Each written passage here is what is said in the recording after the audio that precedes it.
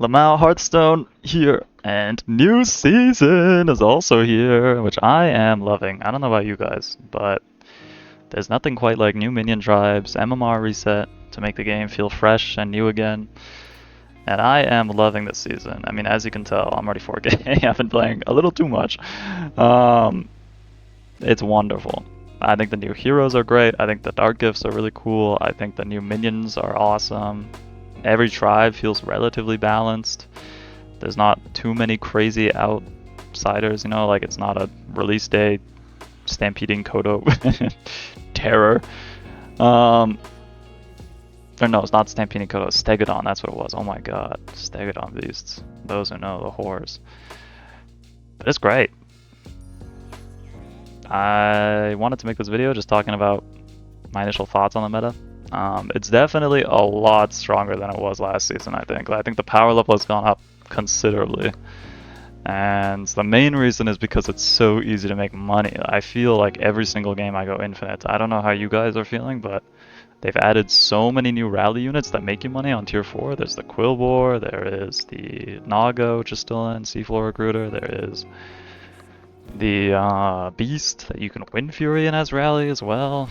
There is just so much going for everything. Dragons have a rally minion, so it's awesome.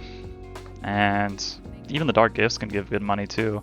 And then on top of that, you have trinkets, which also give money. So it's just like a million sources of money. And Bran is still really great. There's a million good battle cries still in the game. I'm loving the season. I think it's really cool. Pretty much every tribe feels viable too. I've gone first on all of them since the season started. The only one I haven't gone first on is demons. Not because I think they're weak. I just haven't gotten around to it. Didn't really feel like playing demons. But it has been a pleasure. So I think initially, and smarter people than me will figure out the best time to use dark gifts. But the way that I've been doing my dark gifts is I try to always go 4 on 5 first and foremost, because I like being on tier 4 when I pick my trinkets in case I get typewriter to dupe a tier 4 minion or phylactery to get a death rattle tier 4 minion. It's just a lot of good trinkets on tier 4. I don't really want to spend my turn 6 staying on 3 by picking an expensive trinkets sometimes. And conveniently, I think the first dark gift I always use is turn 6, which is right exactly after you go 4 on 5 and you need a little tempo to stabilize, because there are tier 4 minions then. So that's when you discover either tier 3 or 4 minion with a dark gift, and you're allowed to get Divine Shield and Wind Fury as one of the dark gift keywords. There's an entire blog post somewhere that describes every single dark gift ability when it's unlocked, because it's based on turns. It's very strange. I don't really know what the math is, but in my experience, you use it on turn 6, you're pretty much guaranteed a money unit. Either a battle cry that you'll get extra copies of, or a Divine Shield Wind Fury rally unit. And most of those Divine Shield Wind Fury rally units, they just stay on your board forever, because you can eyes them. Most of the final comps want them on their board anyways, like who doesn't love free cards? So that's what I've been doing. It helps you stabilize as well. Even if you miss on all the money, you can just get like a big idiot that stabilizes you for a while. And then I like to use my dark gifts turn 9 and onwards, because that's when you can start getting tier 6s from them. Or at least like tier 5 guaranteed, which is nice because then you just have kind of ending units, like units that will stay on your board forever, sometimes with really, really gross dark gifts. And then you're just playing a better minion than your opponent has, which is awesome.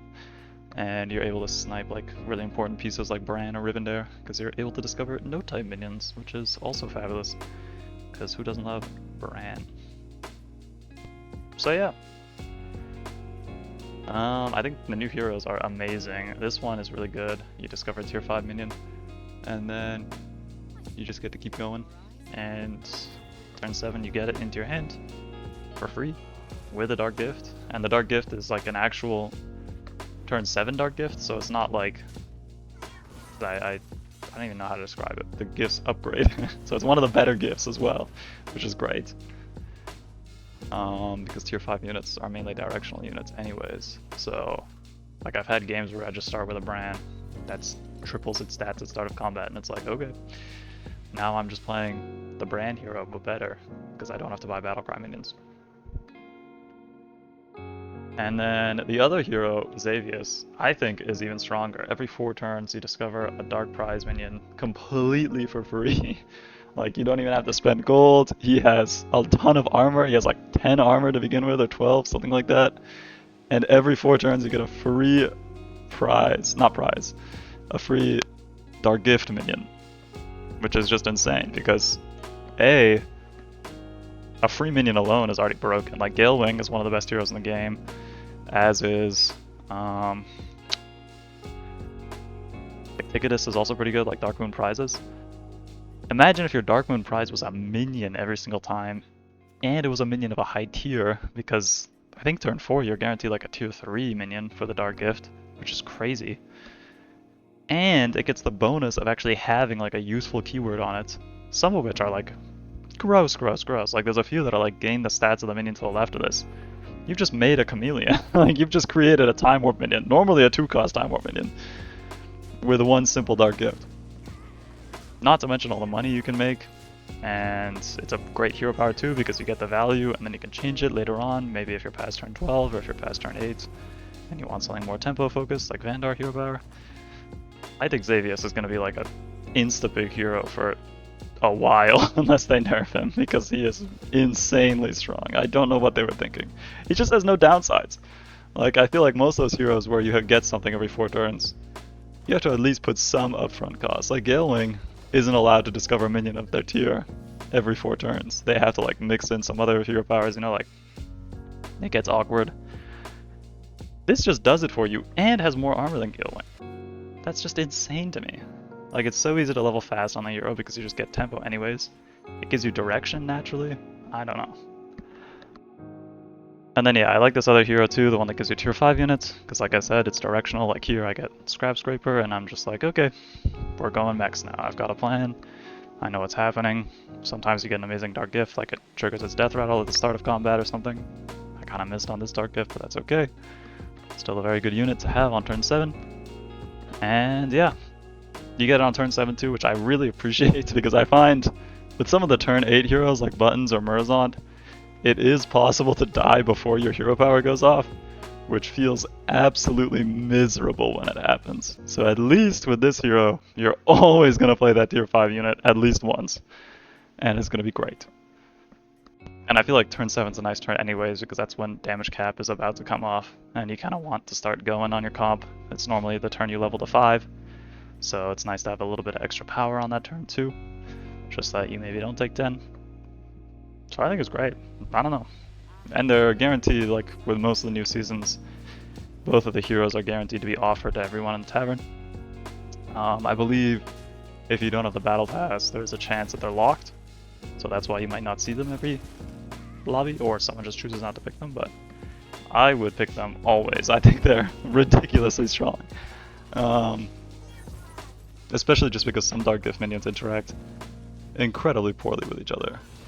For example, the Dark Gift that I get in this game is a Rivendare that start of combat triples its stats, and then a couple Dark Gifts that gain the stats of the minion to the left. So I just stack all my stats on Rivendare, and then suddenly I've got like a greater Trinket, Anvil, duplicating the stats of my triple minions, like my no-type minions, but I don't even have to pay for the Trinket, it's just on the minion itself, and I can copy those stats. Here, I buy my favorite little mech in the game, a Spark Snapper. And I play them in the wrong order, because I'm stupid. But long story short, tier 4 mech, this is my favorite way to scale mechs so far. I'm sure there are better ways. I'm almost positive there are better ways, but it's a tier 4 mech. Whenever you play a mech, it magnetizes a satellite to it, and then improves the next satellite. So you play a mech, it'll give it 3-3, then you play another mech, it'll get 6-6, then 9-9, keeps going. Scales very quickly, suddenly. And it's a tier 4 minion, so you can eyes it really easily, you can get a million of them on your board, and then all of a sudden every single magnetic is playing for like 500 stats, and it is awesome. So that's how I've been using to scale mechs up, because it does work with magnetic minions. That's the important part. I don't know if I mentioned that. When you magnetize a minion, it'll magnetize a satellite to the magnetization before it goes to the minion. So anything you magnetize will just start to get really, really large really, really quickly. And then I'm just generating magnetics the same way we were doing it last season, with Scrap Scraper and either a Rivendare or Kangor and some Reborns. Very easy to do, I find. Mechs are kind of like a tier 5 comp this season. I think the tier 6 mechs kind of suck. I think Sky Golem is still decent if you have... I don't even know, I feel like the power level's so high that Sky Golem just kind of gets outclassed. And the one that's like end of turn, give 3/2 for each magnetization, I think that one's just horrible. I don't really know what you're supposed to do with that. I think it gets outscaled by this tier 4 mech very easily. And yeah, I just don't really get what the point of that card is.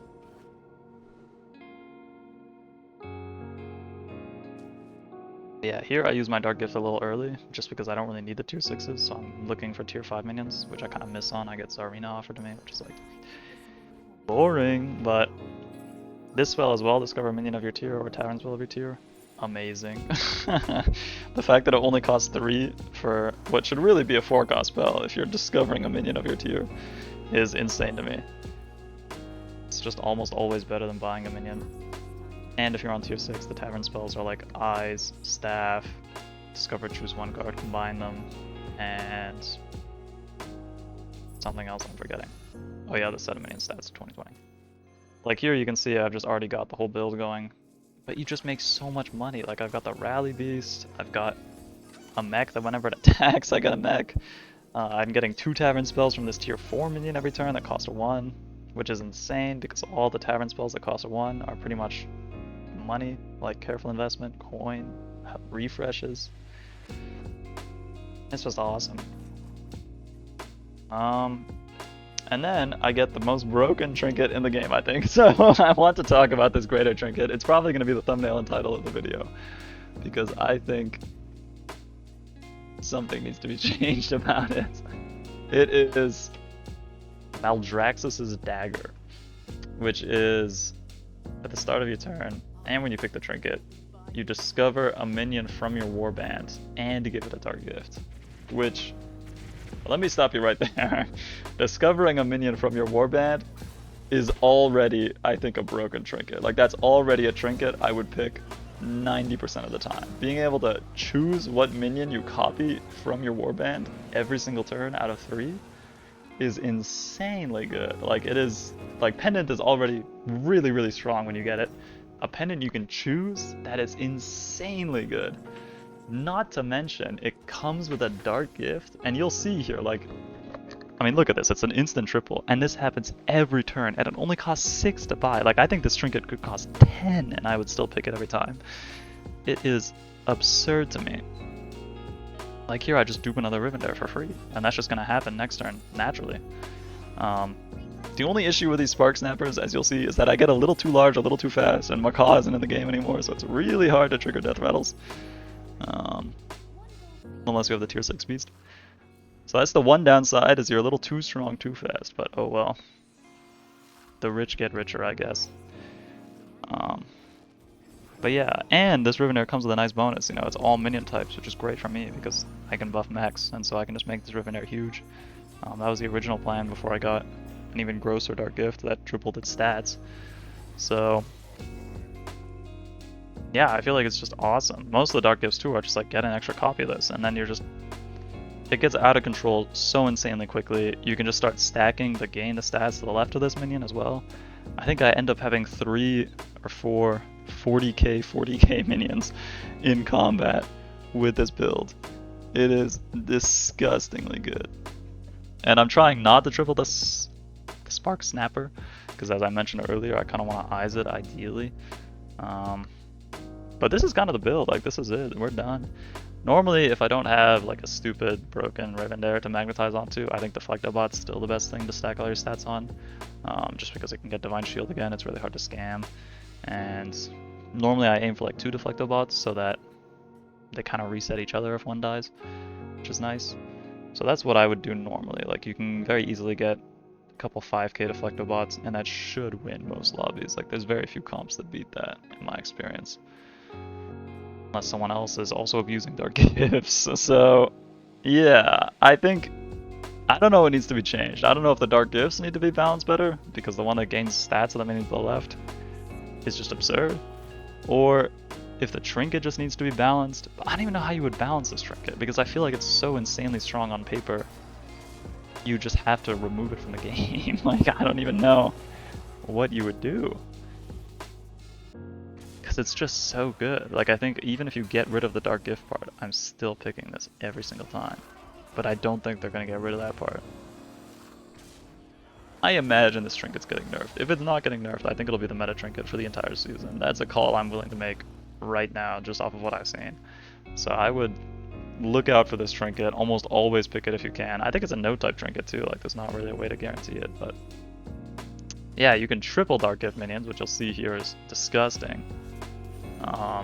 Also, if you use Faceless, like if you get Faceless Manipulator, the tier 5 minion that transforms into another minion, that also copies dark gifts. So I had a game where I had Rogers that got like 2/2 for each tavern spell I played.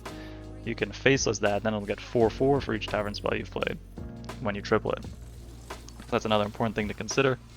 You can actually stack dark gifts that way. Copy effects do copy the dark gifts. Not effects that give you a plain copy like Lens Case or anything, but cards that get an exact copy like Bigglesworth's Hero Power or yeah, whatever I was just talking about. That does work. But yeah, here I find Eyes, which is really nice, and I kind of sell my magnetics for it, but you can kind of see how this build is already getting out of control. Like, it's only turn 10, and every mech I play is 100/100. Like, even compared to last season, that's insane. Don't even get me started on Beatboxer. I don't even want to know the horrors that Beatboxer would do with this information. Because you would just stat dupe magnetics, and all your magnetics would just be 1,000. It would just be disgusting. It would just be disgusting. Beatboxer's disgusting. Beatboxer's still disgusting. And I think this is the way to abuse them. The only other thing that I think could outscale this, and is probably like the absolute best way to play mechs, there's a tier 5 mech that whenever you cast a spell on a friendly minion, you magnetize a satellite to it to improve this. So it's basically like the tavern spell version of Snapper. The only thing that could outscale Snapper, I think, is that with like a Belinda, and you're getting 10 tavern spells a turn that target something, which is doable. There's even a mech that does a repair bot, I think, like he gives you a repair job. There's also Pointy Arrow guy, I think, is still in the game. So very easy to get 10 spells to target a minion to your hand. And obviously Belinda is a gross card still that we're still abusing, even though back-to-back is not in the game.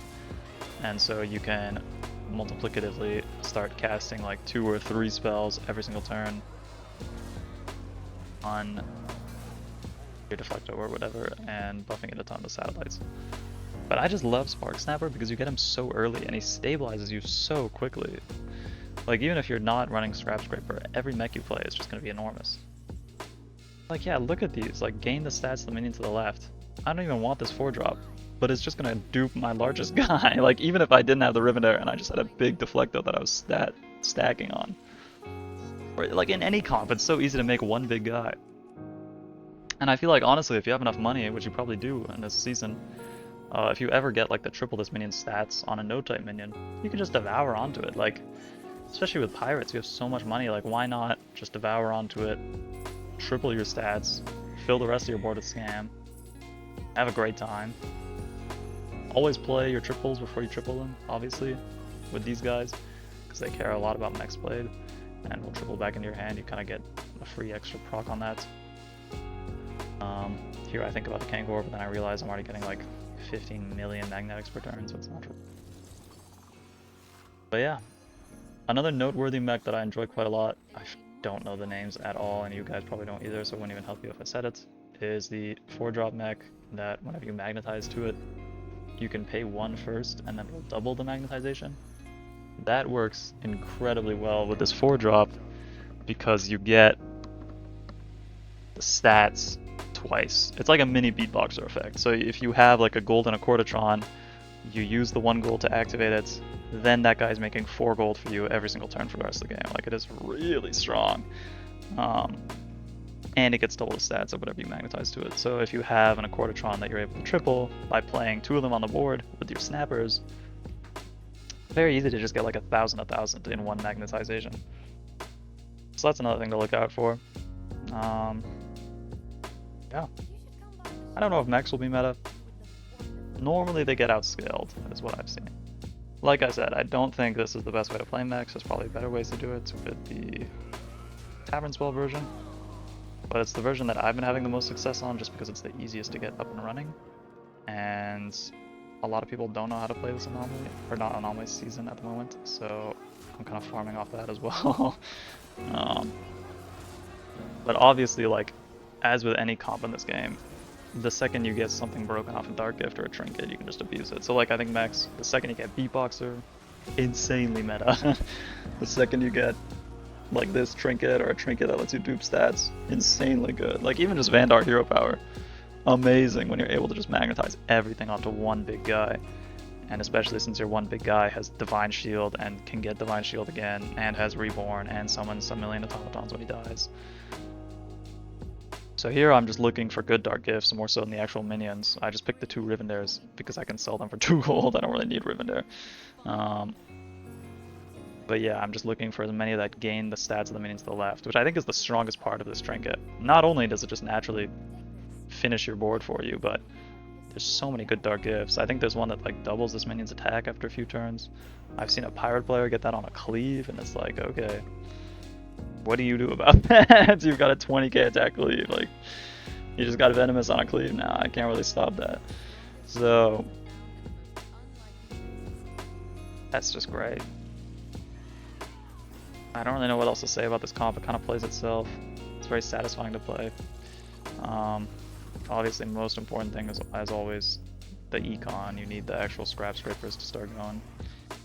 You don't really want to just buy mechs from the shop. It's pretty miserable.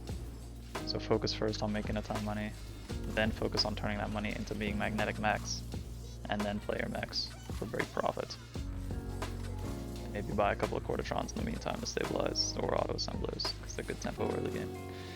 But you can kind of see how it's already getting crazy. Like, it's top 4, but it's only turn 12. That's the other thing you have to consider. This is a pretty fast lobby. For turn 12, these are pretty respectable stats. And like, yes, I high rolled, and this Rivendare triples its stats. But hypothetically, imagine this was a 4K Deflectobot. I think I would still win every fight in this lobby. Like, I don't think it actually matters that I high roll this much. It just makes my YouTube video better. But I don't know. I think mechs are good. At least playable. I don't think they're meta. I think, like I said earlier, I think the most broken builds that I've seen this season so far are beasts and pirates.